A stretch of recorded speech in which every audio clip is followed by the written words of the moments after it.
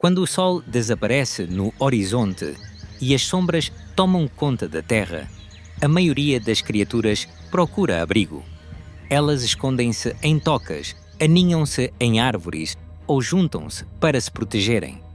Mas para outras, esse é o momento pelo qual esperavam. É quando os verdadeiros mestres emergem. A escuridão não é a ausência de vida. É o início de um mundo diferente, governado por regras diferentes, sentidos diferentes, caçadores diferentes. Este é o reino dos predadores noturnos. E, esta noite, entramos no seu domínio. Twilight's Edge. A savana africana ao entardecer é pintada em tons de âmbar e violeta. Os últimos raios de sol estendem-se pela savana como dedos dourados, relutantes em soltar o seu domínio sobre o dia. Manadas de zebras e gnus movem-se em direção aos seus locais de descanso noturno, com a ansiedade palpável à medida que as sombras se alongam. Eles têm bons motivos para estar nervosos. Num cupinzeiro oco há anos, um par de olhos se abre.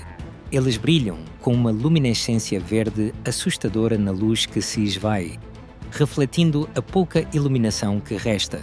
Esses olhos pertencem a uma civeta africana, uma criatura que a maioria dos humanos nunca verá, apesar de viver nas proximidades de assentamentos humanos em todo o continente.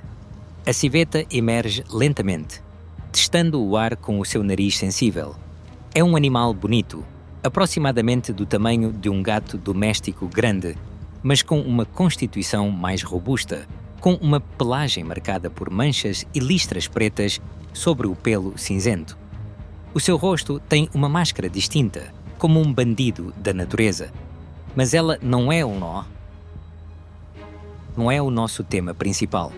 Esta noite, ela é apenas o ato de abertura, o primeiro movimento de uma sinfonia de escuridão que se desenrolará nas próximas 12 horas. Enquanto a civeta vagueia à procura de insetos e pequenos roedores, algo muito maior se agita num matagal denso nas proximidades. Uma hiena malhada levanta-se do seu leito, alongando os músculos que em breve serão usados de forma violenta.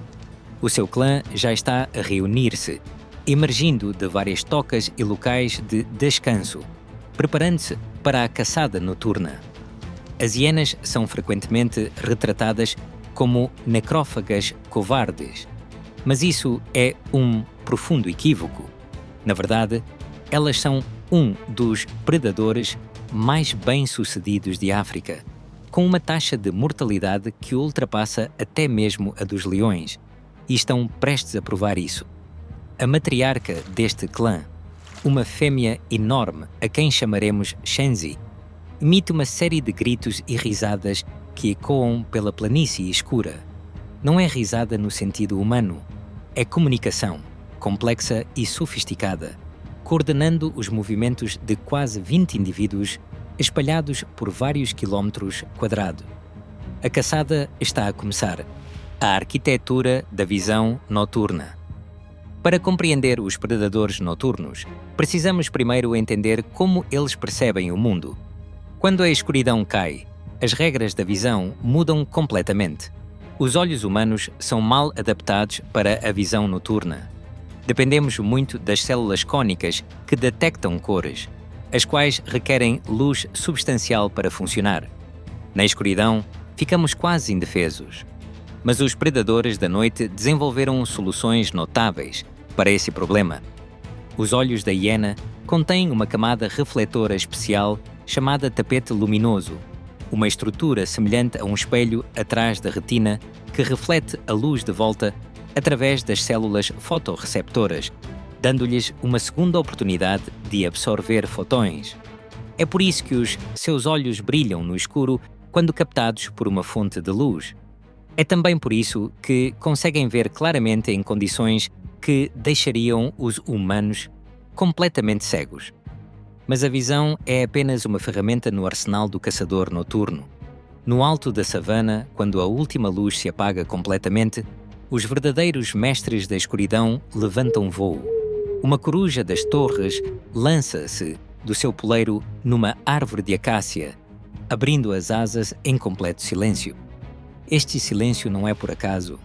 As bordas dianteiras das suas penas de voo são serrilhadas, quebrando a turbulência que normalmente criaria som. Ela é um fantasma no ar, invisível e inaudível para a sua presa. Ela não precisa de ver a sua presa para matá-la. A sua audição é tão apurada que consegue localizar um rato com uma precisão de um único grau, baseando-se apenas no som. O seu rosto foi concebido como um paprato parabólico, canalizando ondas sonoras para as suas orelhas assimetricamente posicionadas, criando um mapa áudio tridimensional do mundo abaixo. Ela inclina a cabeça, processando informações que os ouvidos humanos nunca poderiam detectar. Em algum lugar na relva, a 70 metros de distância, um rato do campo move-se pelo seu sistema de túneis. A coruja ajusta a sua trajetória de voo com pequenas correções, voando em direção a um alvo que ela não pode ver, mas sabe com absoluta certeza que está lá. Ela cai do céu como uma pedra, com as garras estendidas. O rato nunca sabe o que aconteceu. No momento está vivo, navegando pelos bigodes e pelo olfato. No momento seguinte, está preso em garras que podem exercer mais de 500 libras por polegada quadrada de pressão. A coruja leva o seu prémio de volta para a acácia, onde 3 corujinhas esperam em um buraco, com os bicos abertos em silêncio, famintas. Esta é a sua 4ª presa da noite, e ela fará mais uma dúzia antes do amanhecer. A matilha. De volta à savana, Shenzi e o seu clã localizaram o seu alvo, uma manada de gnus que se deitou em um agrupamento disperso para passar a noite. Há talvez 200 gnus, mas as hienas não estão interessadas nos adultos saudáveis. Elas estão à procura de pontos fracos. As hienas têm a reputação de atacar os doentes, os velhos e os jovens, e essa reputação é verdadeira. Mas não se trata de crueldade, é eficiência. Por que desperdiçar energia numa perseguição prolongada quando uma seleção cuidadosa pode levar a uma morte mais rápida? Shenzi aproxima-se, com o seu clã espalhado numa formação solta em forma decrescente. Esta é a caça coordenada no seu melhor. Cada indivíduo conhece o seu papel sem instruções explícitas. Caçam juntas há anos e a sua taxa de sucesso prova isso. Um jovem gnus, talvez com 3 meses de idade, afastou-se demasiado da sua mãe. É um pequeno erro, mas na noite africana, pequenos erros são fatais. Shenzi marca o alvo com um latido agudo. O clã entra em ação. A caçada é o caos encarnado. Os gnus espalham-se em todas as direções, os seus cascos trovejando pela terra dura. A poeira levanta-se em nuvens, iluminada pela luz das estrelas. O filhote corre desesperadamente, chamando pela mãe, mas ela está cercada pelo próprio pânico e não consegue alcançar a cria. 3 hienas convergem para o filhote de diferentes ângulos, cortando as rotas de fuga com precisão treinada.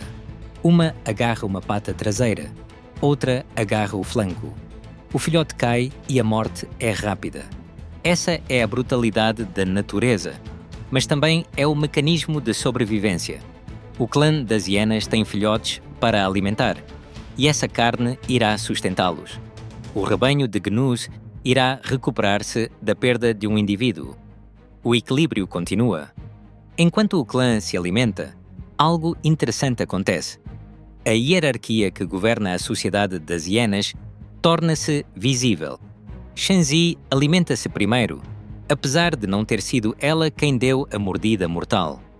Em seguida, vêm as suas parentes mais próximas, depois as fêmeas de menor hierarquia e, finalmente, os machos, que ocupam os degraus mais baixos da estrutura social das hienas. Esta sociedade matriarcal é incomum entre os mamíferos e demonstra a complexidade da inteligência e da organização social das hienas. Não se trata de necrófagos simplórios. São caçadores sociais sofisticados, com sistemas de comunicação complexos e transmissão cultural de conhecimento. 40 minutos após a morte, restam apenas ossos e pele. O clã dispersa-se ligeiramente, alguns indivíduos dirigindo-se a um charco próximo para beber, outros acomodando-se para descansar antes da próxima caçada. A noite está longe de terminar. A caçadora solitária. Enquanto as hienas caçam em grupos, outra mestre da caça noturna opera sozinha. Numa parte diferente da savana africana, uma leoparda chamada Mara emerge da caverna, onde passou o dia a dormir para escapar do calor. Mara está no auge da sua forma física, um pacote de 45 quilos de músculos e instinto assassino envolto numa pelagem de requintadas rosetas douradas. Ao contrário das hienas, que dependem do número e da resistência, Mara é pura furtividade e poder. Ela move-se na escuridão com uma graciosidade sobrenatural, cada passo deliberado e silencioso. A sua pelagem manchada, que parece tão visível à luz do dia, torna-se uma camuflagem perfeita ao luar que se filtra através das árvores. Os leopardos são talvez os felinos de grande porte mais bem-sucedidos da Terra, encontrados em toda a África e Ásia, em quase todos os habitats, desde a floresta tropical até ao deserto. Este sucesso deriva da sua incrível adaptabilidade e do seu domínio da emboscada. Mara está a caçar babuínos esta noite. Durante o dia, os babuínos são adversários formidáveis, viajando em grandes grupos com machos vigilantes que podem ferir gravemente até mesmo um leopardo. Mas à noite, eles ficam vulneráveis, dormindo em árvores onde pensam estar a salvo de predadores terrestres. Eles esqueceram que os leopardos podem trepar. Mara vem observando esse bando específico de babuínos há semanas, aprendendo os seus padrões e identificando quais árvores eles preferem para dormir. Esta noite, ela escolheu seu alvo, um jovem macho adulto dormindo em um galho a 15 metros do chão. Mas à noite, eles ficam vulneráveis, dormindo em árvores onde pensam estar a salvo dos predadores terrestres. Eles esqueceram que os leopardos sabem trepar. Mara vem observando esse bando específico de babuínos há semanas, aprendendo seus hábitos e identificando quais árvores eles preferem para dormir.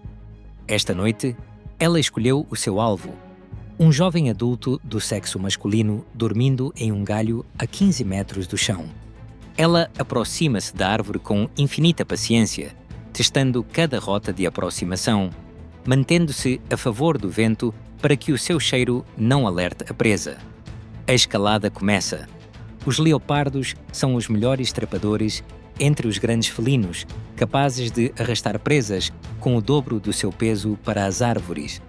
Mara sobe com movimentos fluidos, as suas garras prendendo-se na casca, os seus poderosos músculos dos ombros puxando-a para cima sem fazer barulho. O bando de babuínos continua a dormir, sem saber que a morte está aí a subir em direção a eles através da escuridão. Mara chega ao nível do galho onde está o seu alvo. Ela está agora a cerca de 5 metros do babuíno adormecido. Este é o momento de maior dificuldade. Um galho a ranger, uma ligeira mudança na direção do vento e todo o bando entrará em caos, gritando. Ela avança lentamente, distribuindo o seu peso com cuidado. O ramo em que está é forte o suficiente para suportá-la, mas por pouco. Os seus olhos nunca saem do babuíno, calculando a distância, o ângulo de ataque, a força necessária. 3 metros. 2 metros. Então, numa explosão de velocidade que parece impossível para algo do seu tamanho, movendo-se entre os galhos das árvores, ela lança-se sobre o babuíno. O babuíno acorda com as presas fechando-se em sua garganta. Ele morre em segundos, antes mesmo de poder gritar um aviso. O resto do bando entra em pânico, mas Mara já está descendo com sua presa entre as mandíbulas, afastando-se do caos que criou. Ela carrega o babuíno para uma árvore diferente, uma que ela já usou antes como despensa, e o arrasta, para o entroncamento de 2 galhos grossos. Aqui, ele estará a salvo de hienas e leões, e ela poderá se alimentar à vontade nos próximos dias. Enquanto devora a sua refeição, os seus olhos amarelos examinam a escuridão abaixo. No mundo dos leopardos, a vigilância nunca termina. Ela é predadora e presa, mortal e vulnerável na mesma medida. A hora da serpente. À medida que a meia-noite se aproxima, a temperatura cai e com ela chega a hora dos caçadores de sangue frio. Numa rocha ainda quente do sol do dia, uma pitão-rocha africana está enrolada, com o corpo esticado a quase 4 metros de comprimento. Ela pesa mais de 50 quilos e não come há 6 semanas. Esta noite, isso vai mudar.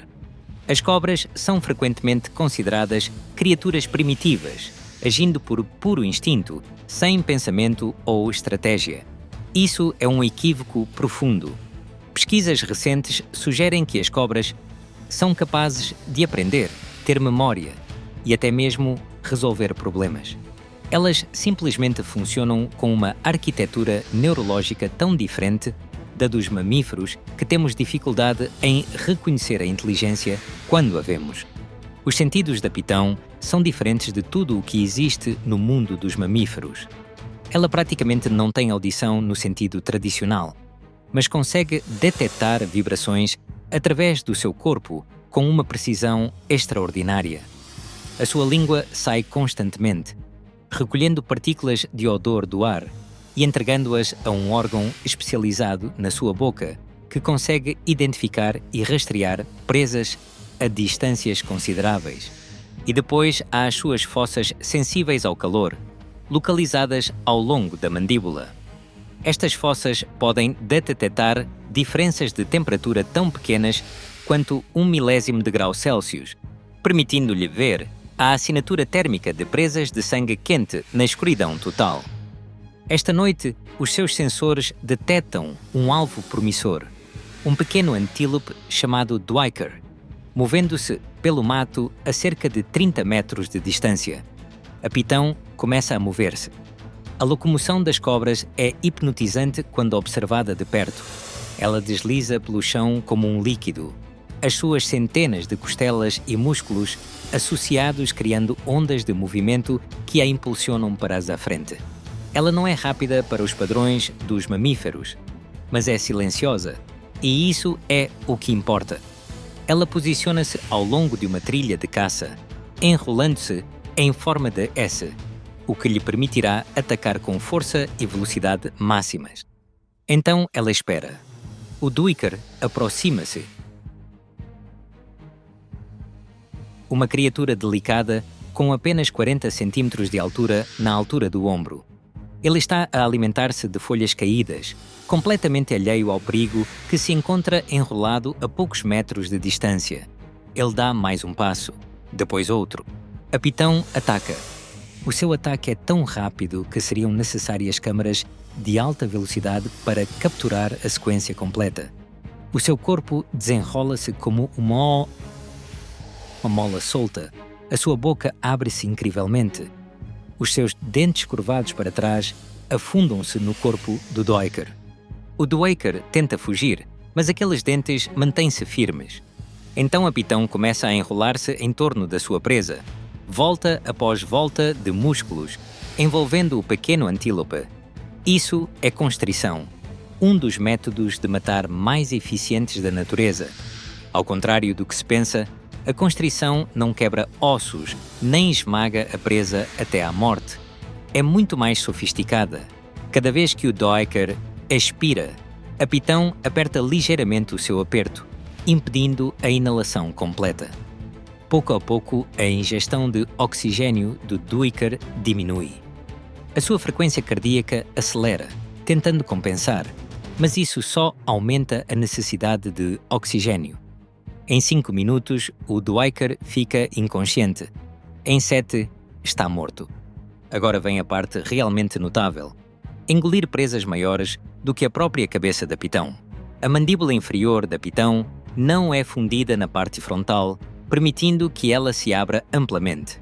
Os ossos do crânio estão frouxamente conectados, capazes de extrema flexibilidade. Ela começa a trabalhar as mandíbulas sobre o corpo do duiker, um lado de cada vez, empurrando a presa mais profundamente para dentro da garganta. Este processo leva quase 40 minutos. Quando está concluído, a protuberância em forma de duiker no corpo da pitão é cômica e grotesca na mesma medida. A pitão agora se retirará para um local seguro e permanecerá imóvel por semanas enquanto digere a refeição, com o seu metabolismo totalmente voltado para a decomposição dessa enorme quantidade de proteína. Os caçadores mais pequenos. Embora os grandes predadores capturem a nossa imaginação, alguns dos caçadores noturnos mais impressionantes estão entre os mais pequenos. Na folhagem sob uma árvore de acácia, um drama diferente se desenrola numa escala medida em milímetros. Um escorpião imperador, uma das maiores espécies de escorpiões do mundo, emerge da sua toca quando a escuridão cai. Este escorpião tem quase 20 centímetros de comprimento, blindado com quitina preta que floresce num azul esverdeado assustador sob luz ultravioleta. As suas pinças são poderosas o suficiente para esmagar exoesqueletos de insetos. A sua cauda, curvada sobre o dorso, possui um ferrão capaz de injetar veneno. Mas a característica mais notável do escorpião é invisível aos olhos humanos sem equipamento especial. O seu corpo é coberto por estruturas sensoriais que podem detectar vibrações de presas e predadores potenciais com precisão surpreendente. Os seus olhos, embora simples, estão entre os mais sensíveis aos níveis de luz no reino animal, permitindo-lhe detectar as mais pequenas mudanças na iluminação. Esta noite, o escorpião está a caçar grilos. Ele se move pela folhagem com uma velocidade surpreendente, suas 8 patas levando-o por cima de obstáculos que seriam montanhas em sua escala. Os seus pedipalpos, as grandes pinças na frente, estão abertos e apontados para a frente, prontos para agarrar qualquer coisa que se mova. Um grilo canta nas proximidades, produzindo o seu canto de acasalamento ao esfregar as asas. Para o escorpião, esse som é um sinal para o jantar. Ele triangula a fonte com precisão, ajustando a sua abordagem para chegar ao grilo por trás. O ataque é rápido e eficiente. As pinças fecham-se sobre o grilo, antes que ele possa saltar para um local seguro.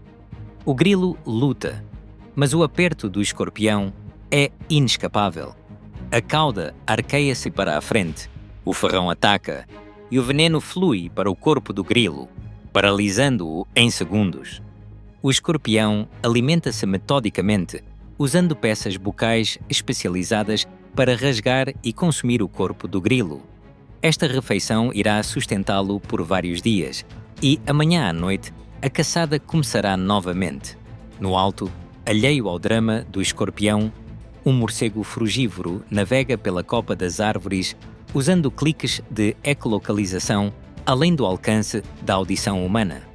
Ele se concentra em um figo maduro, arranca-o do galho com as patas e o leva para um poleiro onde irá consumir a fruta, e ao fazê-lo, espalhar sementes pela paisagem.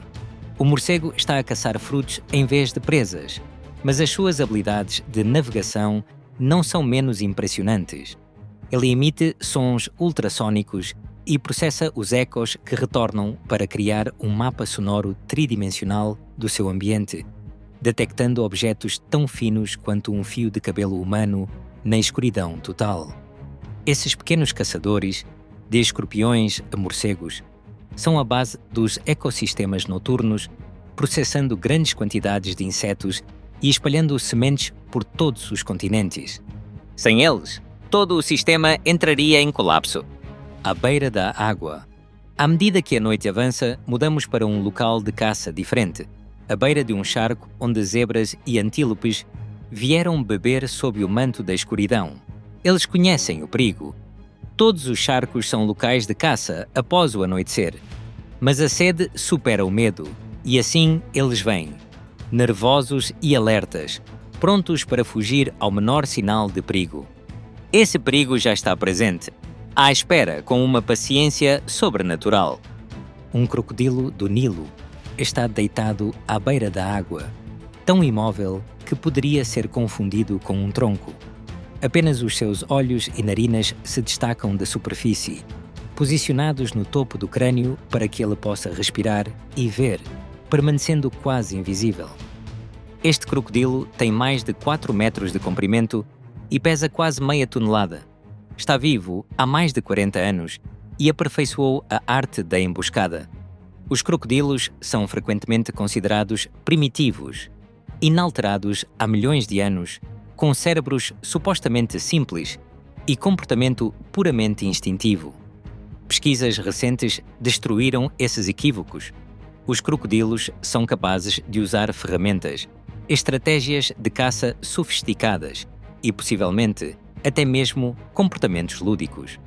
Os seus cérebros são mais complexos do que se pensava, com áreas bem desenvolvidas associadas à aprendizagem e à memória. Este crocodilo, em particular, aprendeu quais noites trazem mais presas ao charco. Ele sabe quais rotas de aproximação os animais preferem. Ele calculou, através de décadas de experiência, o momento exato para atacar. Sucesso máximo. Um grupo de zebras aproxima-se da margem do rio, as suas riscas criando um padrão vertiginoso à luz das estrelas. Bebem rapidamente à vez, algumas sempre atentas enquanto outras baixam a cabeça. O crocodilo não se mexe. Ainda não. Está à espera que uma delas se aproxime de águas mais profundas, para se comprometer a beber e perder a capacidade de fugir rapidamente. Uma zebra, talvez menos cautelosa do que as outras ou impulsionada por uma sede extrema, entra na água até os joelhos. Este é o momento. O crocodilo explode da água com uma velocidade impressionante. Para um réptil tão grande, a sua aceleração é assustadora. Mandíbulas que podem exercer mais de 3.000 libras de pressão por polegada quadrada fecham-se sobre a perna da zebra. A zebra grita, um som de puro terror, e tenta se afastar. Mas o crocodilo prendeu-a com força. Ele começa a girar, rolando várias vezes na água, usando o próprio peso corporal e a física da rotação para rasgar carne e ossos. Este é o infame giro da morte, uma das técnicas de matança mais eficazes da natureza. Em 30 segundos, a zebra está afogada e dilacerada, a sua luta terminada por um réptil cujos métodos de caça foram aperfeiçoados quando os dinossauros ainda caminhavam pela terra. As outras zebras fugiram, mas voltarão amanhã à noite, impulsionadas pela mesma sede, dispostas a correr o mesmo risco. E o crocodilo estará à espera, paciente como uma pedra, pronto para matar novamente. A sabedoria da raposa. Nem todos os caçadores noturnos dependem da força e do tamanho. No deserto do Saara, onde as temperaturas diurnas podem matar um animal despreparado em poucas horas, a noite pertence às criaturas menores e mais inteligentes. Uma raposa do deserto emerge da sua toca à medida que o deserto arrefece, com as suas enormes orelhas a girar como antenas de radar, captando sons de todas as direções. Essas orelhas, comicamente grandes para o seu pequeno corpo, têm várias funções: dissipação de calor durante o dia e audição extraordinariamente sensível à noite. A raposa do deserto é a menor espécie de raposa do mundo, pesando pouco mais de 1 quilo, mas é mestre em sobrevivência no deserto e caça noturna. Esta noite ela está a caçar jerboas, pequenos roedores saltitantes que emergem para se alimentar de sementes e insetos. A jerboa é, por si só, uma maravilha da adaptação, capaz de saltar 30 vezes o comprimento do seu corpo e de sobreviver sem nunca beber água, extraindo toda a umidade necessária dos alimentos. A fennec move-se pelas dunas de areia com movimentos rápidos e eficientes. As suas patas cobertas de pelo distribuem o seu peso, permitindo-lhe correr na areia fofa sem afundar. A sua coloração combina perfeitamente com a areia clara, tornando-o quase invisível ao luar. Ele para de repente, com a cabeça inclinada num ângulo extremo. As suas orelhas enormes detectaram algo. Um jerboa a cavar na areia, a 40 metros de distância.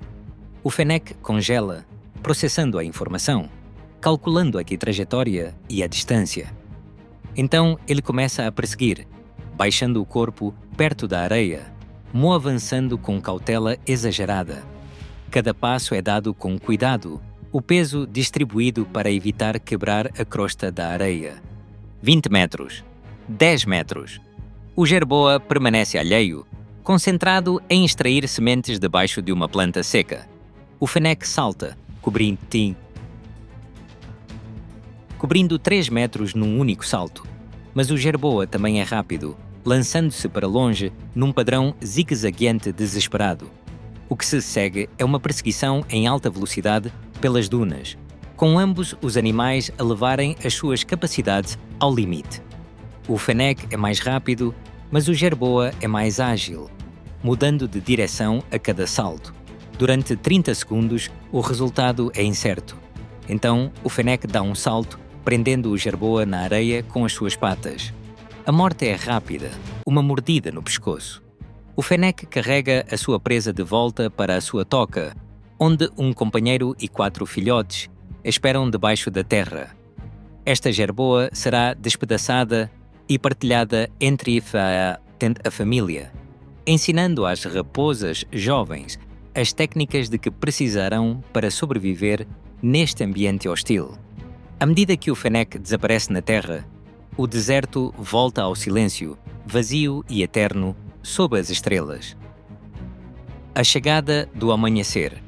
O céu oriental começa a clarear, sutilmente no início, apenas um leve tom acinzentado no meio do escuro absoluto. Os mestres da caça noturna sentem essa mudança, com seus ritmos circadianos sintonizados com a aproximação do dia com precisão exímia. A coruja das torres faz sua última caçada da noite, um rato do campo gordo que vai coroar seu sucesso na caça. Ela capturou 14 roedores nas últimas 10 horas, alimentando-se e alimentando os seus filhotes com eficiência implacável.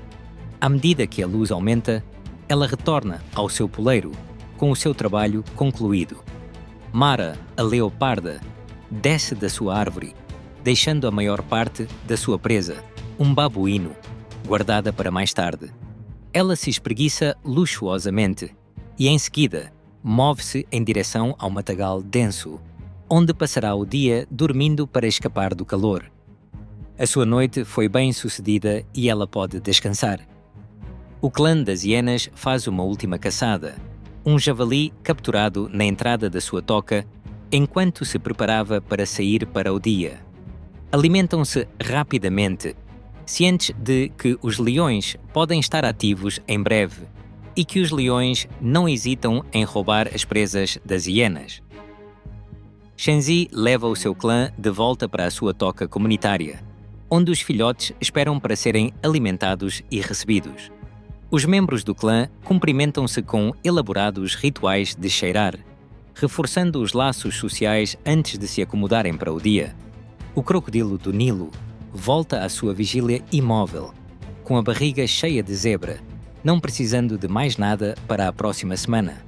Ele vai aquecer-se ao sol quando o sol nascer, usando o calor para ajudar na digestão, com o seu metabolismo de sangue frio perfeitamente adequado ao ciclo de fartura e escassez.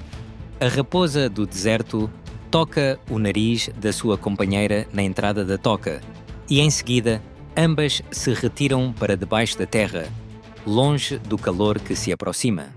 As suas crias brincam umas com as outras, brincando com os restos da jerboa, aprendendo através da brincadeira as habilidades que precisarão dominar.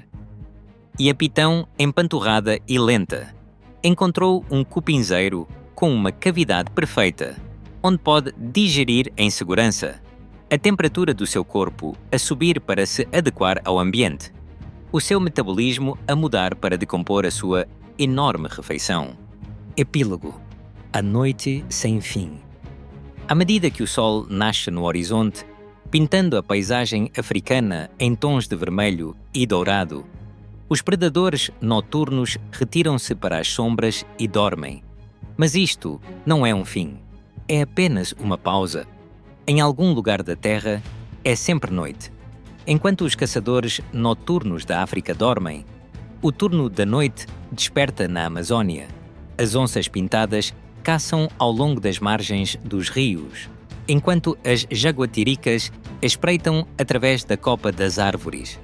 Na Ásia, os tigres movem-se pelas florestas de bambu, enquanto os gatos pescadores entram nos riachos. Na América do Norte, os pumas patrulham as cadeias montanhosas, enquanto os linces caçam nos desfiladeiros suburbanos. A noite não é um lugar, mas um ecossistema temporal que envolve o planeta, seguindo a linha divisória entre o dia e a escuridão. E nesse ecossistema, os predadores desenvolveram adaptações extraordinárias. Visão noturna que funciona com a luz equivalente a uma única vela a 100 metros. Audição tão sensível que consegue detectar um batimento cardíaco através do solo sólido. A capacidade de se orientar apenas pela luz das estrelas e pela memória. Estes são os mestres da caça da meia-noite, criaturas que transformaram a escuridão de uma limitação numa vantagem.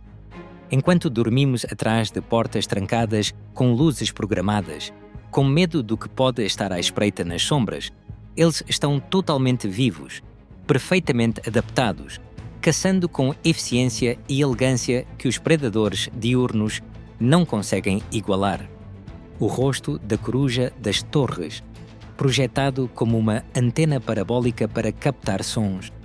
Os músculos da mandíbula da hiena, capazes de esmagar ossos que quebrariam os dentes de um leão. As manchas do leopardo, que o tornam invisível ao luar. As fossas sensíveis ao calor da pitão, que veem o mundo em infravermelho. A paciência do crocodilo, medida não em minutos, mas em horas.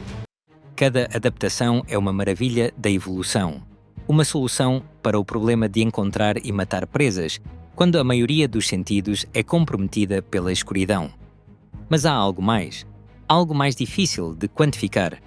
Aqueles que estudam predadores noturnos falam de uma qualidade diferente nesses animais, uma energia diferente. Eles parecem mais alertas, mais focados, mais vivos na escuridão do que na luz. É como se a noite não fosse apenas o seu horário de caça, mas o seu estado natural, a condição para a qual foram projetados. E talvez haja inteligência nas suas escolhas também. Ao caçarem à noite, evitam a competição dos predadores diurnos. Exploram as espécies de presas no seu momento mais vulnerável. Operam num reino onde a interferência humana é mínima. A noite pertence-lhes e eles dominam-na completamente. Ao vermos os últimos caçadores noturnos desaparecerem com o amanhecer, ficamos com uma profunda constatação. O mundo que vemos durante o dia é apenas metade da história. Enquanto dormimos, todo um ecossistema desperta, repleto de criaturas cujas habilidades parecem quase sobrenaturais, cujos sentidos excedem em muito os nossos, cujo refinamento evolutivo produziu máquinas de caça com uma eficiência de tirar o fôlego. Eles são os mestres da caça à meia-noite, e quando a escuridão cair esta noite, eles surgirão mais uma vez, continuando a sua eterna dança de predador e presa, de fome e sobrevivência, de vida e morte nas sombras. O sol nasceu, mas em 12 horas a escuridão cairá novamente, e eles estarão à espera. Mas à medida que a noite se aprofunda, a floresta muda mais uma vez. A tensão anterior transforma-se em algo mais frio, mais silencioso, mais calculado. Esta é a hora dos caçadores precisos, os predadores que não se apressam, que não perseguem, que não desperdiçam um único movimento. Entre as raízes de árvores antigas, um leopardo africano move-se como uma sombra que ganhou vida. As suas patas tocam o chão sem fazer barulho, como se a própria terra se recusasse a revelá-lo. O leopardo não está com fome. Ele é estratégico. A noite é quando ele reescreve o equilíbrio da floresta, um ataque cuidadoso de cada vez. Perto dali, um bando de macacos vervet se amontoa nos galhos altos. Eles estão em silêncio agora, sem ousar fazer o menor ruído, pois sabem que os olhos do leopardo podem atravessar as folhas, a escuridão, o próprio medo. Esta noite nada escapa à sua atenção. E, no entanto, o leopardo espera. A paciência é a sua maior arma. O frio que se segue.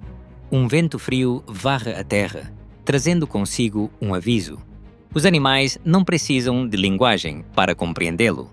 Até os insetos ficam em silêncio. A lua se esconde atrás de nuvens espessas, mergulhando o mundo em uma escuridão quase total. É nesse momento que os predadores mais incomuns emergem.